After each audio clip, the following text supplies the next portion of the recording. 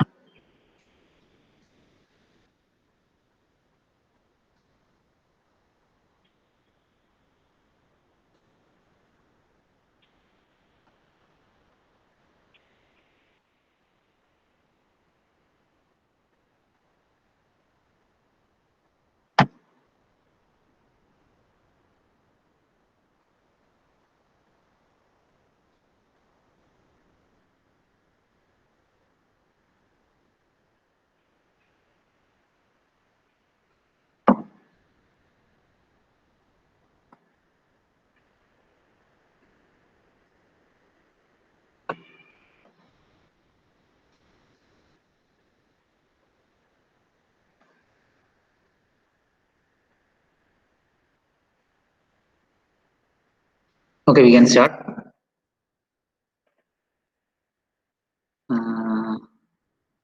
അതിനു മുമ്പ്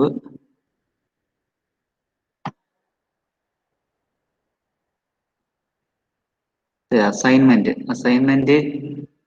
22 പേര് വെച്ചിട്ടുണ്ട്. 17 പേര് ഇനിയും വെക്കാൻ കിടപ്പുണ്ട്. അവരൊന്ന് എത്രയും വേഗം വെക്കുക. ഓക്കെ, വെക്കാനുള്ളവര് ഈ കാണുന്നവരൊക്കെ വെക്കാനുള്ളവരാണ്.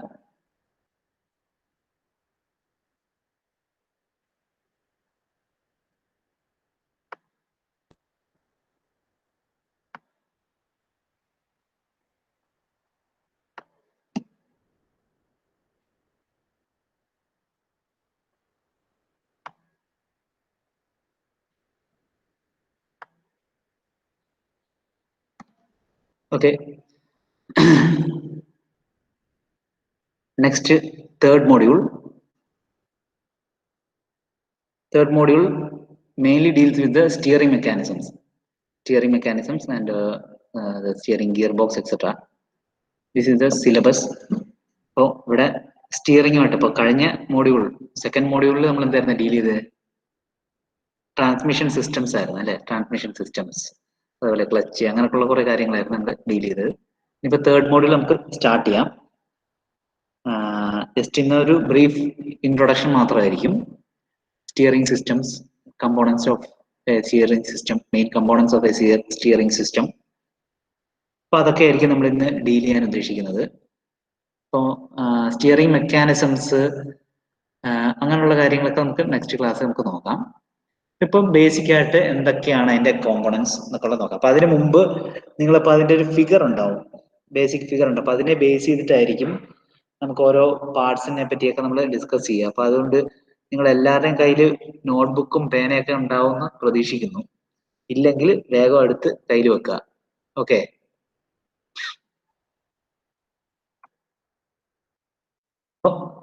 നമുക്ക് സ്റ്റാർട്ട് ചെയ്യാം. Steering system. So what is a steering system? Steering നമുക്കറിയാം. സ്റ്റിയറിംഗ് എന്ന് പറഞ്ഞാൽ എന്താണ്? ഇപ്പൊ ഏതൊരു ഓട്ടോമൊബൈൽ എടുത്തു കഴിഞ്ഞാലും we have a steering system. Steering system to എന്താണ്? Control the movement in left or right. അതിനുവേണ്ടിയാണ് സ്റ്റിയറിംഗ് സിസ്റ്റം. സ്റ്റിയറിംഗ് എന്താണെന്നും കാര്യങ്ങളൊക്കെ നമുക്ക് അറിയാം. കൂടുതൽ അതിനെ പറ്റി വിശദീകരിക്കേണ്ട ആവശ്യം തന്നെ ഇല്ല. A steering wheel, which is also called as driving wheel or hand wheel, is a type of control for the vehicles on road. So this is a type of control for the vehicles on the road. It is used to control the vehicle on the road. The steering wheel are used in most of the modern land running vehicles such as light and heavy trucks, whichever may be light ആയിക്കോട്ടെ heavy ആയിക്കോട്ടെ, ഇതിനകത്തൊക്കെ നമ്മൾ ഉപയോഗിക്കുന്നതാണ് steering wheels അല്ലെ? Steering ഇല്ലാത്ത വണ്ടികളില്ല അല്ലെ? The control of wheel can be done through direct mechanical contact, as in recirculating ball or rack and pinion steer gears. with or without the assistance of hydraulic power steering. അതായത് ഈ control, ഈ steering system ഒന്നുകിൽ by mechanical contact ഉപയോഗിച്ച്, അതായത് rack and pinion arrangement, നമുക്കറിയാം rack and pinion arrangement നമ്മൾ പഠിച്ചിട്ടുണ്ട് അല്ലെ.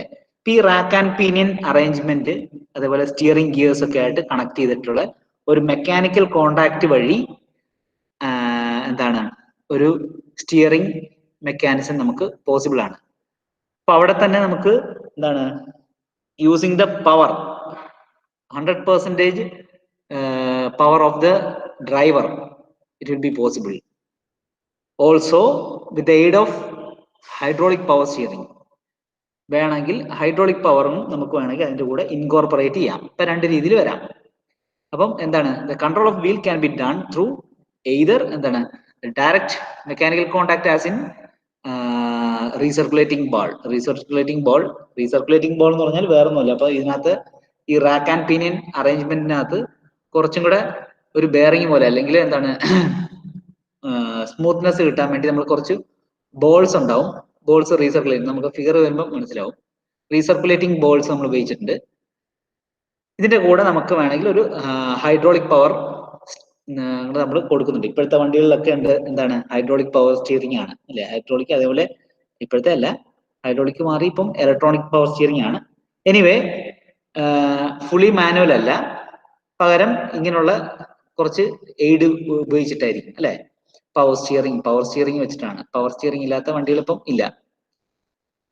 ഇനി in modern cars the control assistance is given by computer controlled motors known as electronic power steering, EPS system will be used for the modern cars.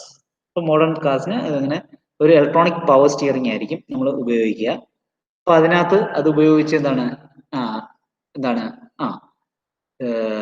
Torque will be calculated, അതായത് how much torque will be required to steer the wheels. It will be calculated by an ECU, electronic control unit, and will be used in the steering mechanism. It is the electronic power steering. അപ്പൊ അതൊക്കെ നമുക്ക് later on നമുക്ക് നോക്കാം. അപ്പൊ അതിനു മുമ്പ് നമുക്ക് ഇതിന്റെ ഒരു ബേസിക് ഡയഗ്രാം, ഒരു ഫിഗർ ഉണ്ടാവും. അപ്പൊ അത് ജസ്റ്റ് ഒന്ന് നോട്ട് ഡൗൺ ചെയ്യുക. ഇതാണ് എന്റെ ഫിഗർ. ഇത് കാണാൻ പറ്റുമെന്ന് പ്രതീക്ഷിക്കുന്നു. ഇവിടെ we are seeing the wheels. This is the steering wheel, steering shaft or column, and steering gear. Steering കോളത്തിൽ നിന്ന് സ്റ്റിയറിംഗ് ഗിയറിലേക്ക് കണക്ട് ചെയ്തിട്ടുണ്ട്. അപ്പോൾ ഇത് റൊട്ടേറ്റ് ചെയ്യുന്നതിനനുസരിച്ച്, സ്റ്റിയറിംഗ് വീല് റൊട്ടേറ്റ് ചെയ്യുന്നതിനനുസരിച്ച് steering column will also rotate and there will be a gear mechanism here. ഇവിടെ ഒരു ഗിയർ ഉണ്ടാവും, ഗിയർ റൊട്ടേറ്റ് ചെയ്യുന്നുണ്ടാവും. ഈ റൊട്ടേഷൻ ഓഫ് എ ഗിയർ, ഇവിടെ ഒരു സെക്ടർ ഉണ്ടാവും, സെക്ടർ ഗിയർ ഉണ്ടാവും. ആ സെക്ടർ ഗിയർ ഉപയോഗിച്ച് ഇവിടെ പിറ്റ്മാൻ ആണ് ഈ ഡയറക്ഷനിൽ മൂവ് ചെയ്യും. ഇവിടെ ഹിഞ്ച്ഡ് ആണ്, അതുകൊണ്ട് തന്നെ എന്താണ് ഇവിടെ ഒരു സെമി റൊട്ടേഷൻ ഉണ്ടാവും. സെമി റൊട്ടേഷൻ കാരണം എന്താണ്, ഇവിടെ കാണുന്നതാണ് ഡ്രാഗ് ലിങ്ക് ഈ ഡയറക്ഷനിൽ മൂവ് ചെയ്യും, ഈ കാണുന്ന ഡയറക്ഷനിൽ മൂവ് ചെയ്യും. ഇതിന്റെ to and fro motion will be transferred to the എന്താണ് ടൈ റോഡ് അല്ലെങ്കിൽ ആക്സിൽ. അപ്പൊ ഇവിടേക്ക് കൊടുക്കുമ്പോൾ അതിനനുസരിച്ച് ഇവിടെ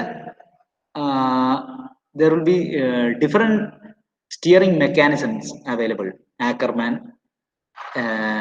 swing beam, കുറെ മെക്കാനിസംസ് വരുന്നുണ്ട്. അപ്പൊ അതിനകത്ത് അതിനനുസരിച്ചായിരിക്കും ഇതിന്റെ ഡിസൈൻ വരിക. ഇപ്പൊ എനിവേ ഇവിടെ നമ്മൾ ഡ്രാഗ് ലിങ്കിന്ന് നമ്മൾ ടൈ റോഡിലേക്ക് അതിന്റെ മോഷൻ നമ്മൾ ട്രാൻസ്ഫർ ചെയ്യുന്നു. അതുവഴിയാണ് നമ്മൾ സ്റ്റിയറിംഗ് സിസ്റ്റം വർക്ക് ചെയ്യുന്നത്. അപ്പൊ ഈ ഒരു ഫിഗർ ജസ്റ്റ് ഒന്ന് നോട്ട് ഡൗൺ ചെയ്യുക. അധികം സമയം എടുക്കരുത്, 1 മിനിറ്റിനുള്ളിൽ വരയ്ക്കുക. Okay.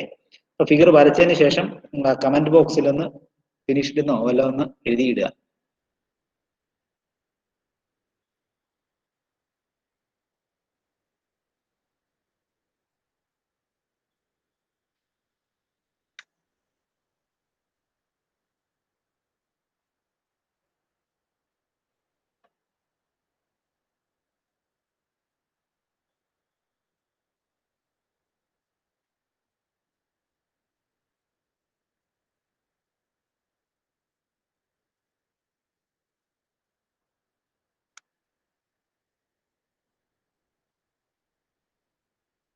Steering wheel, steering shaft, steering gear, pitman arm, PITMAN, pitman arm, drag link, tie rod, axle beam,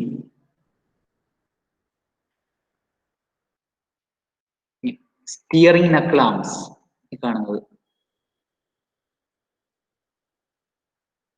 steering knuckle arms അല്ലെങ്കിൽ സ്റ്റിയറിംഗ് ആംസ്. ഇനി സ്റ്റിയറിംഗ് നക്കിൾ പിവോട്ട്സ്, അവിടെ പിവോട്ട് ചെയ്തേക്കുന്ന പോയിന്റ്.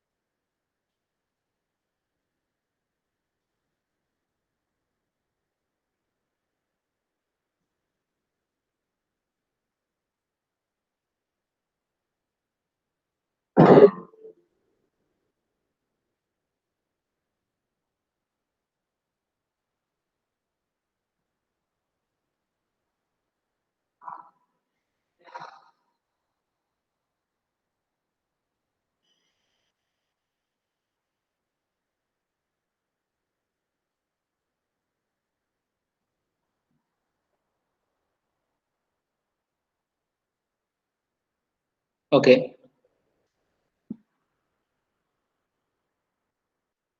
ഇത് നോട്ട് ഓൺ ചെയ്യണ്ട, ജസ്റ്റ് ഒന്ന് മനസ്സിലാക്കാൻ വേണ്ടിയിട്ടാണ്. Here an external hydraulic system is used. Hydraulic system is used to power or rotate the steering shaft. അതിനു വേണ്ടിയാണ് ഒരു ഹൈഡ്രോളിക് സിസ്റ്റം കൂടെ കൊടുത്തേക്കാണ് ഇവിടെ. ജസ്റ്റ് ആ ഒരു സിസ്റ്റം കൊടുത്തിട്ട് ഇതിനെ റൊട്ടേഷൻ കൊടുത്തേക്കാണ്. Okay, now we move on to basic requirements of a steering control. So what are the basic requirements for a typical steering control? These are the set of requirements. A steering control must have the following qualities. ഈ പറഞ്ഞ qualities ഉണ്ടായിരിക്കണം ഒരു നല്ല steering കൺട്രോളിന്. എന്തൊക്കെയാണ്? First one, no play in the straight ahead position. ഇതേപോലെ play ഒന്നും ഉണ്ടാവാൻ പാടില്ല. Next, low friction. പ്ലേ എന്ന് പറയുമ്പോൾ അറിയാലോ നമുക്ക്, എന്താണ് play?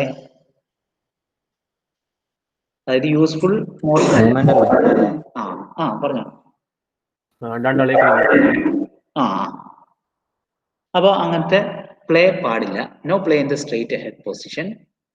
Next, low friction resulting in high efficiency. ഇപ്പൊ ഫ്രിക്ഷൻ പരമാവധി കുറയ്ക്കുക. അപ്പോൾ നമുക്ക് ഹൈ എഫിഷ്യൻസി ഉണ്ടാവും. മാത്രമല്ല നമുക്ക് ഓടിക്കുമ്പോൾ ഒരു കംഫർട്ടും ഉണ്ടാവും അല്ലെ. നെക്സ്റ്റ് എന്തൊക്കെയാണ്? ഹൈ റിജിഡിറ്റി, അതുപോലെ റീ അഡ്ജസ്റ്റബിലിറ്റി. ഇത്രയും കാര്യങ്ങളാണ് എന്താണ് basic requirements of a steering control. Karthikan Nambiar ഇന്ന് വന്നിട്ടുണ്ടാ? ഉണ്ട്. കാർത്തികൻ നമ്പ്യാരെ,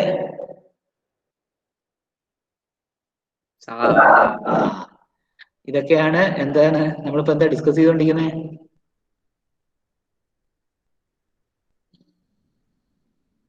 പോയോ? Basic requirements of steering control അല്ലെ. ഇപ്പൊ സ്റ്റിയറിംഗ് കൺട്രോളിന് ആവശ്യകരമായിട്ടുള്ള റിക്വയർമെന്റ്സ് ആണ് പറഞ്ഞിരിക്കുന്നത്. നാലെണ്ണം. എന്തൊക്കെയായിരുന്നു? First one, no play in the straight ahead position.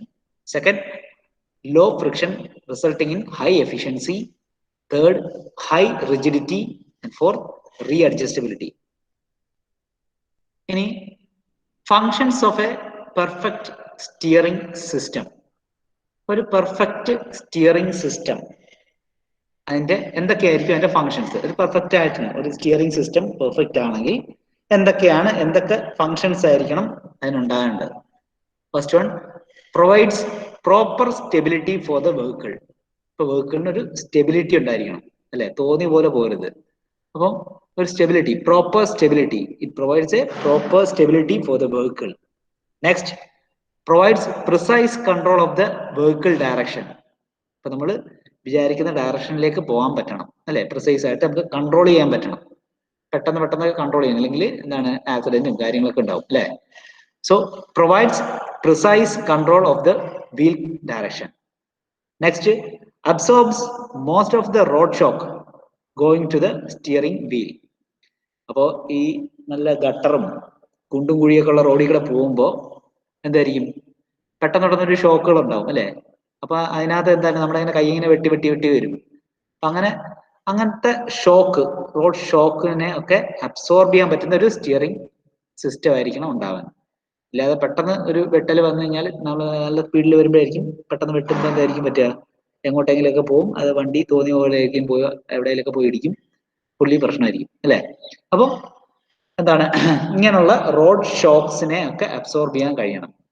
Next, prevents wear and tyre of the tyres. അപ്പം ഇതേപോലെ ടയറിന് അധികം തേയ്മാനോ അങ്ങനത്തെ അല്ലെങ്കിൽ പൊട്ടിക്കേറി പോവോ ഒക്കെ ചെയ്യുന്നത്, അതിനെയൊക്കെ മാക്സിമം പ്രിവെന്റ് ചെയ്യാനുള്ള എബിലിറ്റി ഉണ്ടായിരിക്കണം. ഇത്രയും കാര്യങ്ങളാണ് functions of a perfect steering system. ഇപ്പൊ എന്തൊക്കെയായിരുന്നു, ഫസ്റ്റ് പ്രോപ്പർ സ്റ്റെബിലിറ്റി, നെക്സ്റ്റ് എന്താണ് precise control of the wheel direction, then എന്താണ് absorbs most of the road shock going into the steering wheel, അടുത്തത് എന്താണ് prevents the wear and tyre of the tyres. ഇത്തരം കാര്യങ്ങളായിരിക്കണം എന്താണ് functions of a perfect steering system.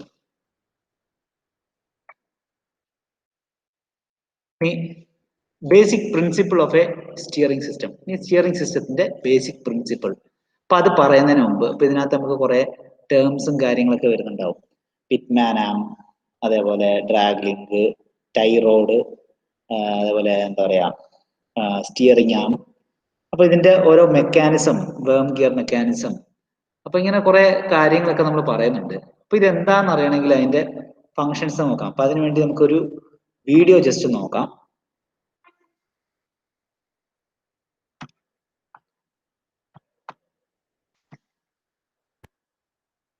ഇത് just അതിന്റെ basic animation ആണ്,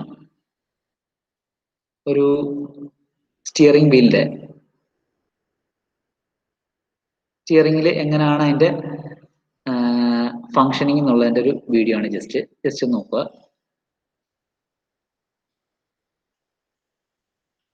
later on നമുക്ക് detailed ആയിട്ടുള്ള ഓരോ പാർട്സ് നോക്കാം.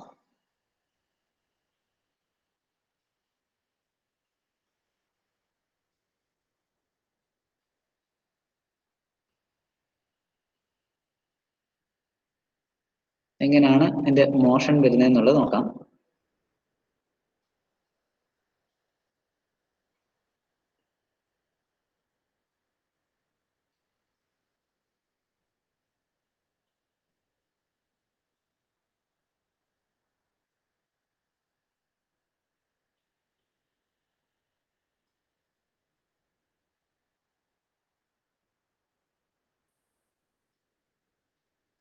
സ്റ്റിയറിംഗ് തിരിക്കുന്നതിനനുസരിച്ച് വീല് റൊട്ടേറ്റ് ചെയ്യുന്നു.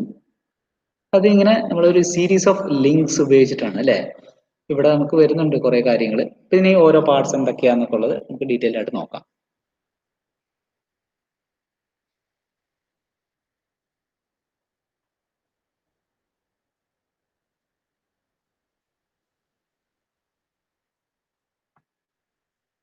അതിന്റെ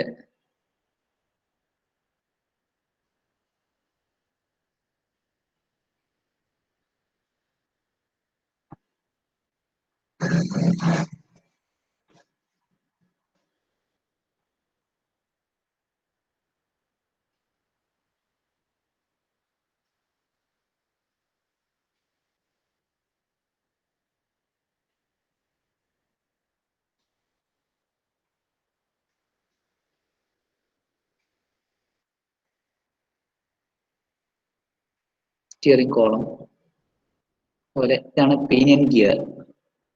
റാക്ക് ആൻഡ് പീനിയൻ മെക്കാനിസം എന്ന് പറഞ്ഞ ഇതാണ്. റൊട്ടേഷൻ മോഷനെ ടു ആൻഡ് ഫ്രോ മോഷൻ ആയിട്ട് കൺവേർട്ട് ചെയ്യുന്നു. ഇവിടുത്തെ ആണ് ഈ സ്റ്റിയറിംഗ് ആം റൊട്ടേറ്റ് ചെയ്യുന്നു. ഈ കാണുന്നതിനൊക്കെയാണ് നമ്മൾ ടൈ റോഡ് എന്നൊക്കെ പറയുന്നത്. ഈ കാണുന്നതാണ് ടൈ റോഡ്.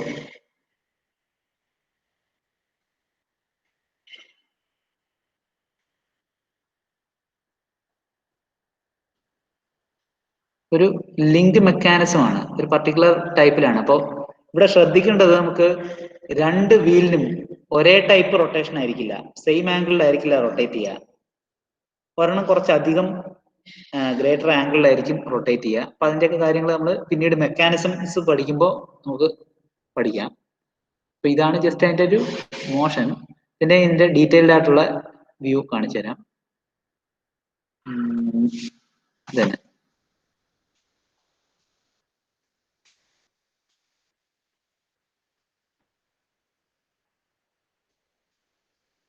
ശരിക്കും സ്റ്റിയറിംഗിന്റെ പ്രിൻസിപ്പിൾ വരുന്നത് ഇതിനകത്താണ്.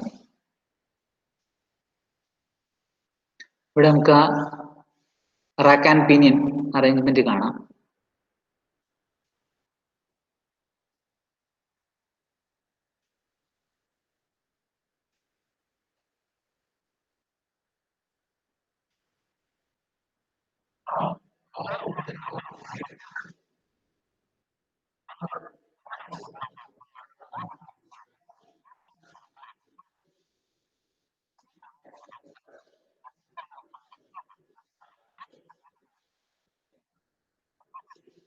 ഈ വീല് തിരിക്കുമ്പോൾ എന്തുകൊണ്ട് വണ്ടി തിരിയുന്നു എന്നുള്ളതാണ് ഇതിനകത്ത് പറയുന്നത്.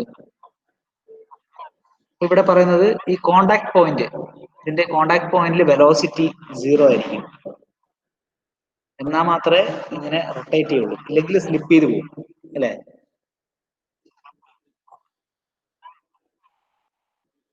ഈ വീലിന് രണ്ട് ടൈപ്പ് മോഷൻ ഉണ്ട്. ഒന്ന് ഈ പറഞ്ഞ ട്രാൻസ്ലേറ്ററി മോഷൻ, പിന്നെ അതേപോലെ റൊട്ടേറ്ററി മോഷൻ ഉണ്ടാവും. അപ്പൊ ഈ താഴെ നോക്കിക്കഴിഞ്ഞാൽ നമുക്കറിയാം അവിടെ എന്താണ്, ട്രാൻസ്ലേറ്ററി മോഷന്റെ ഡയറക്ഷന് ഓപ്പോസിറ്റ് ആയിരിക്കും റൊട്ടേറ്ററി മോഷൻ. അപ്പൊ അതുകൊണ്ടാണ് അവിടെ 0 പോയിന്റ് അല്ലെ 0 വെലോസിറ്റി എന്ന് പറയുന്നത്. ആ 0 വെലോസിറ്റി കണ്ടീഷൻ വന്നാൽ മാത്രമേ നമുക്ക് എന്താണ് സ്കിഡിങ് ഇല്ലാതെ മൂവ്മെന്റ് നടക്കുള്ളൂ, ഇല്ലേ സ്ലിപ്പ് വരും.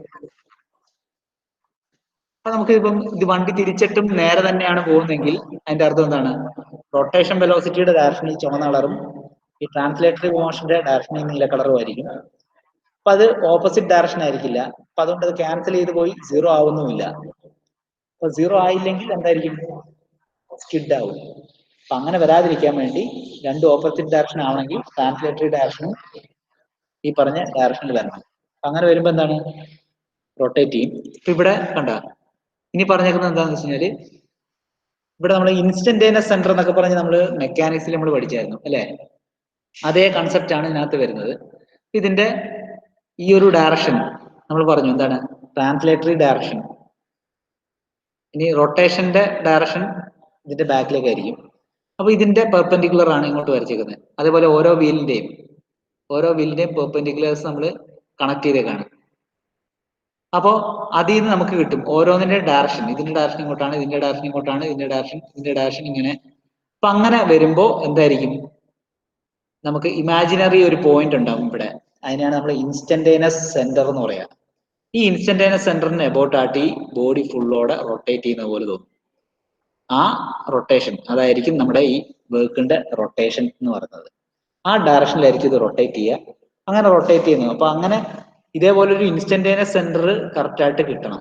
അപ്പൊ അതിനനുസരിച്ചായിരിക്കും എന്താണ് ഈ രണ്ട് വീലും എന്താണ് തിരിയുന്നത്. അതുകൊണ്ടാണ് നമ്മൾ നേരത്തെ പറഞ്ഞത് രണ്ട് വീലും രണ്ട് ആംഗിളിലാണ് തിരിയുന്നത്. ഇതേ ആംഗിൾ ആയിരിക്കില്ല ഈ ആംഗിള്, ചെറിയ വേരിയേഷൻ ഉണ്ട്. ആ വേരിയേഷൻ ഉള്ളത് കൊണ്ടാണ് ഇങ്ങനെ ഇത് തമ്മിൽ കൂട്ടിമുട്ടുന്നത്. ഇല്ലെങ്കിൽ എന്തായിരിക്കും സംഭവിക്കുക, ഈ രണ്ട് ലൈനും പാരലൽ ആയിരിക്കും അല്ലെ. കാരണം ഈ വീലിന്റെ പെർപെൻഡിക്കുലേഴ്സ് ആണ് ഈ കാണുന്ന ഓരോ ലൈൻസും അല്ലെ. അപ്പൊ അതുകൊണ്ട് ചെറിയ വേരിയേഷൻ ഉണ്ടാവും. അതുകൊണ്ട് തന്നെ നമുക്ക് ഇവിടെ ഒരു ഇൻസ്റ്റന്റേനിയസ് സെന്റർ നമുക്ക് കിട്ടും. ഇവിടുത്തെ കേസിൽ എന്താണ്, സ്ട്രെയിറ്റ് ലൈൻ ആണ്. അപ്പൊ ഇങ്ങനെ ഒരു ഇൻസ്റ്റന്റേനിയസ് സെന്റർ കിട്ടുന്നു. അപ്പൊ നമ്മൾ ഇത് കുറച്ചും കൂടെ തിരിക്കുകയാണെങ്കിൽ എന്തായിരിക്കും സംഭവിക്കുക, ഇൻസ്റ്റന്റേനിയസ് സെന്റർ ഇങ്ങോട്ടേക്ക് വരും. തിരിക്കുന്നതിനനുസരിച്ച് ഇൻസ്റ്റന്റേനിയസ് സെന്റർ ഇങ്ങോട്ടും കൂടുതൽ വരും. അതിന്റെ അർത്ഥം എന്താണ്? വണ്ടി പെട്ടെന്ന് തന്നെ അതിന്റെ റേഡിയസ് കുറയുന്നു അല്ലെ, പെട്ടെന്ന് തന്നെ തിരിക്കാൻ പറ്റുന്നു. ഇതാണ് അതിന്റെ മെയിൻ പ്രിൻസിപ്പിൾ വരുന്നത്. ഇതിനകത്ത് നോക്കാം.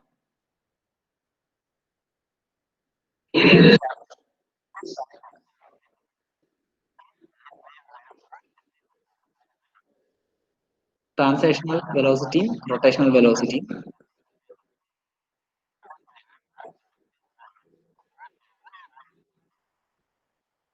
ആ കോമൺ പോയിന്റ് ആണ് instantaneous centre.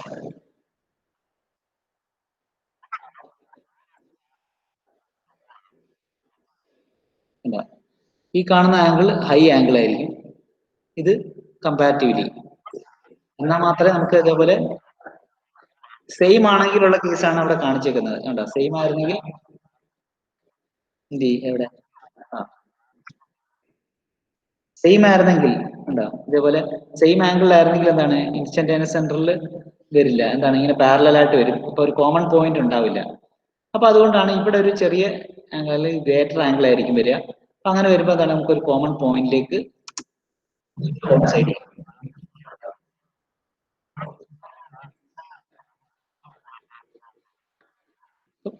Rack and pinion mechanism ആണ് ഇതിനകത്ത് മെയിനായിട്ട് ഉപയോഗിക്കുന്ന ഒരു മെക്കാനിസം ആണ്. ഇവിടെ നോക്കാം. മെയിനായിട്ട് ആണ് റാക്ക് ആണ്. അപ്പൊ അത് ഈ ഒരു ടു ആൻഡ് ഫ്രോ ഡയറക്ഷനിലായിരിക്കും മൂവ് ചെയ്യുക. ഇനി സ്റ്റിയറിംഗിനകത്ത് വരുന്ന പിനിയൻ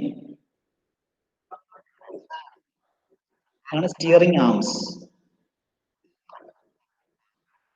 അതൊരു റൊട്ടേഷണൽ മോഷൻ മാത്രമായിരിക്കും ഉണ്ടാവുക സ്റ്റിയറിംഗ് ആമിന് ഈ പറഞ്ഞ ഡയറക്ഷനിൽ മൂവ് ചെയ്യാൻ.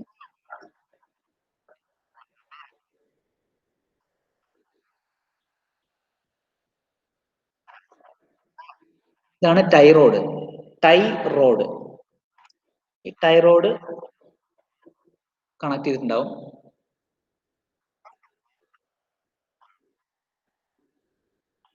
ഈ റാക്ക് മൂവ് ചെയ്യുന്നതിനനുസരിച്ച് ടൈ റോഡ് അതുപോലെ ഈ ലിങ്ക് മെക്കാനിസം ഉപയോഗിച്ചിട്ടാണ് ഈ പറഞ്ഞ പർട്ടിക്കുലർ ഡയറക്ഷൻ ഉണ്ടാകുന്നത്.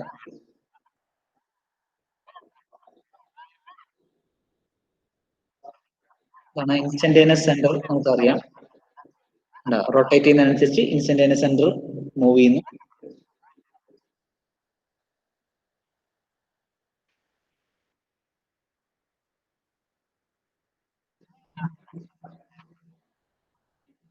ഇതാണ് മാനുവൽ ടൈപ്പ് ആണ് നമ്മൾ പറഞ്ഞത്. ഇനി പവർ സ്റ്റിയറിംഗ് വരുമ്പോ എന്താണ് സംഭവിക്കുന്നത് നോക്കാം.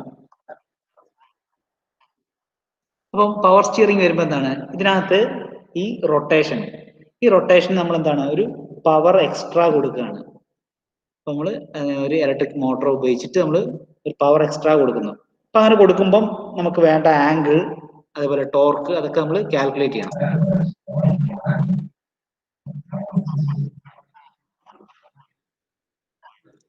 ഒരു ബ്രഷ്ലെസ് DC മോട്ടറാണ് ഉപയോഗിച്ചിരിക്കുന്നത്.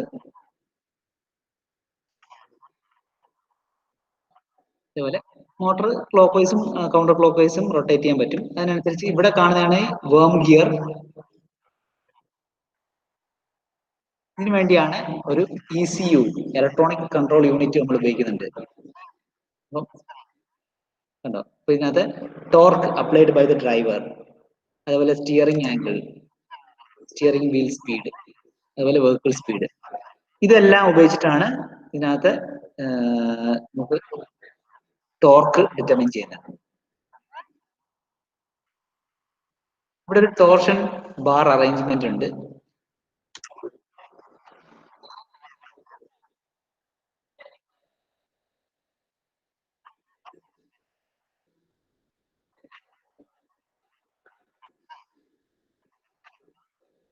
ഇനി ഒരു മോട്ടോർ ഫെയിലിയർ സംഭവിച്ചാൽ, അതായത് ഇപ്പൊ ഈ പറഞ്ഞ ഇലക്ട്രോണിക് കമ്പോണന്റ് ഇതിന്റെയൊക്കെ എന്തെങ്കിലും ഒരു ഫെയിലിയർ സംഭവിച്ചു കഴിഞ്ഞാൽ എന്താ സംഭവിക്കുക? ഈ മെക്കാനിസം നടക്കില്ല. ഇവിടെ എക്സ്റ്റേണൽ മെക്കാനിസം വരില്ല. അപ്പൊ അവിടെ നമ്മൾ ഓർക്കേണ്ട ഒരു കാര്യം ഇതാണ് വേം ഗിയർ. ഇത് വേം ഗിയർ ആണ് അല്ലെ? ഇത് റൊട്ടേറ്റ് ചെയ്യുന്നതിനനുസരിച്ച് ഈ കാണുന്ന ഗിയർ റൊട്ടേറ്റ് ചെയ്യും. പക്ഷെ തിരിച്ച് നടക്കില്ല. അതായത് ഇത് റൊട്ടേറ്റ് ചെയ്യുന്നതിനനുസരിച്ച് ഇത് മൂവ് ചെയ്യില്ല, ഇത് റൊട്ടേറ്റ് ചെയ്യില്ല. അതായത് ഇത് താഴേക്ക് ഇങ്ങനെ മൂവ് ചെയ്യാണ്, ഇതിങ്ങനെ താഴോട്ട് വരുന്ന, ഇതിങ്ങനെ താഴോട്ട് പറഞ്ഞു പോകത്തേ ഉള്ളൂ, അല്ലാണ്ട് ഇത് റൊട്ടേറ്റ് ചെയ്യില്ല. അതായത് ഇത് ഇൻപുട്ട് കൊടുത്ത് ഇവിടുന്ന് ഔട്ട്പുട്ട് നമുക്ക് എടുക്കാൻ പറ്റും, പക്ഷെ നേരെ തിരിച്ച് സംഭവിക്കില്ല. അതുകൊണ്ട് തന്നെ ഇതിപ്പം സ്റ്റോപ്പ് ആയി കഴിഞ്ഞാൽ, അതായത് ഈ ECU അല്ലെങ്കിൽ ഇതിനകത്ത് മോട്ടർ എന്തെങ്കിലും പറ്റിയിട്ട് ഇതിവിടെ സ്റ്റേഷനറി ആയാൽ പിന്നെ ഇത് തിരിച്ചുകൊണ്ട് എന്താണ്, ഇത് മൂവ് ചെയ്യില്ല, അവിടെ സ്റ്റക്കായിട്ടിരിക്കും. അപ്പൊ അങ്ങനെയുള്ള കേസിൽ നമ്മൾ എന്തായിരിക്കും ചെയ്യാൻ നോക്കാം. ഇത് തന്നെ, ഇത് ഇൻപുട്ട് ആവുമ്പോൾ ഇത് ഔട്ട്പുട്ട് വരും, ഇത് തിരിയും, പക്ഷെ നേരെ തിരിച്ച് സംഭവിക്കില്ല.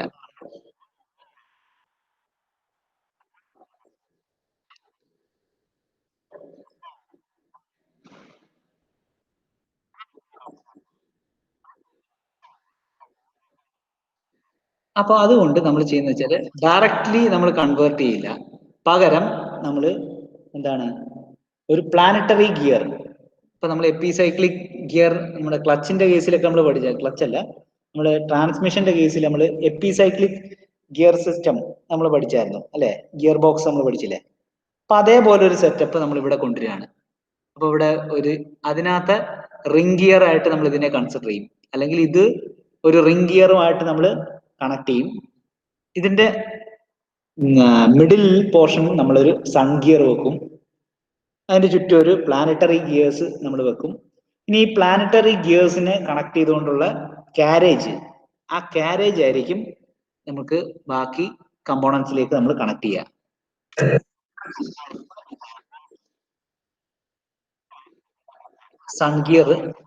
സൺ ഗിയറിലേക്കായിരിക്കും ഡ്രൈവേഴ്സ് റൊട്ടേഷൻ നമ്മൾ കൊടുക്കുക.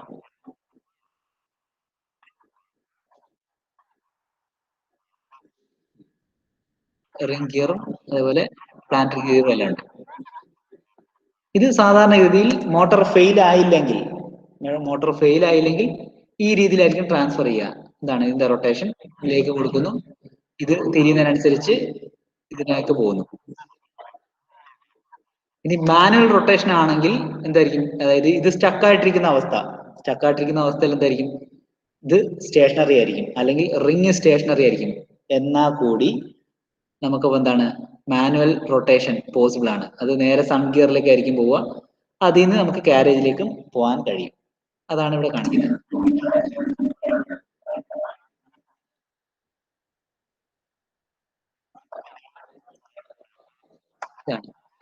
ഇതാണ് ഇതിന്റെ മെക്കാനിസംസ് വരുന്നത്. ഇനിയിപ്പോ നമുക്ക് ജസ്റ്റ് നോക്കാം. ഇപ്പൊ ഏകദേശം നമുക്ക് അതിന്റെ പാർട്സ് ഒക്കെ ഫെമിലിയർ ആയിരിക്കാണെന്ന് പ്രതീക്ഷിക്കുന്നു.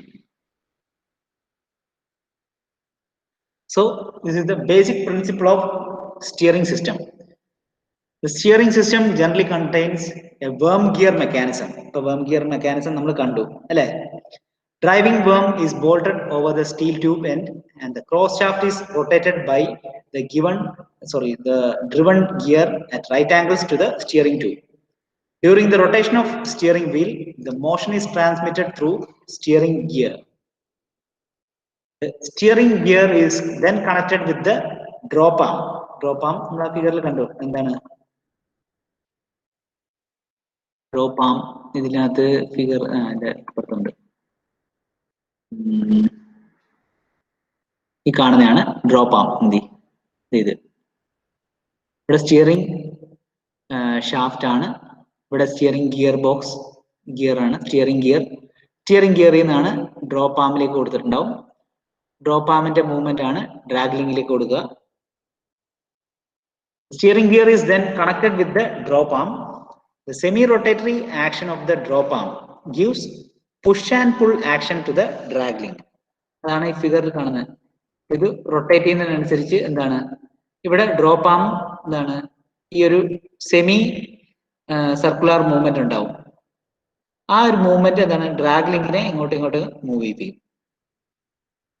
The direction of motion is changed and obtained by multiple twisting forces with respect to the gear ratio. ഇതാണ് അതിന്റെ ലേഔട്ട്. ഇവിടെ പറയുന്നുണ്ട് അതേ കാര്യം തന്നെയാണ്. എന്താണ്, semi rotatory action of the drop arm gives the pull and push action to the drag link. ഇത് ഈ ഒരു ഫിഗറിന്റെ സൈഡ് വ്യൂ ആണ് കാണിച്ചിരിക്കുന്നത്. ഇപ്പോൾ സ്റ്റിയറിംഗ് വീൽ ഉണ്ട്, സ്റ്റിയറിംഗ് ബോക്സ്, അതേപോലെ ഡ്രാഗ് ലിങ്ക്, ഇവിടെ പറഞ്ഞ ഡ്രോപ്പ് ആം ഉണ്ടാവും. ഇത് നേരെ ടൈ റോഡിലേക്കാണ് കണക്ട് ചെയ്തേക്കുന്നത്. സ്റ്റിയറിംഗ് ആം ഇതൊക്കെ ഉണ്ട്. കോമ്പണൻസ് എന്തൊക്കെയാണ്?